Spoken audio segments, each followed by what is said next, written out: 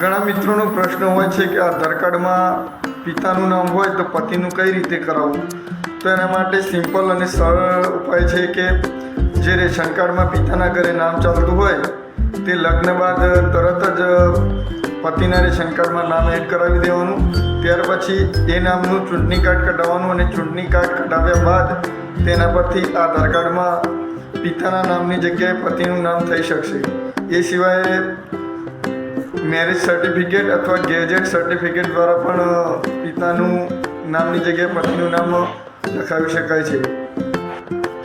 ઉદાહરણ તરીકે મારી પત્નીનું જે આધાર કાર્ડ છે એમાં મારા સસરાનું નામ છે, તો મારું નામ કરાવવું હોય તો એના માટે સૌપ્રથમ ત્યાંથી નામ કમી કરાવી રેશન કાર્ડમાં અને ત્યારબાદ અહીં ગ્રામ પંચાયતમાં વીસી અથવા તાલુકા કે મામલતદારમાં જઈ અને તેની અંદર નામ એડ કરવાનું હોય છે. ત્યારબાદ ચૂંટણી કાર્ડ કાઢી અને તેના પરથી આધાર કાર્ડ નીકળી શકે છે. જય હિન્દ, જય ભારત.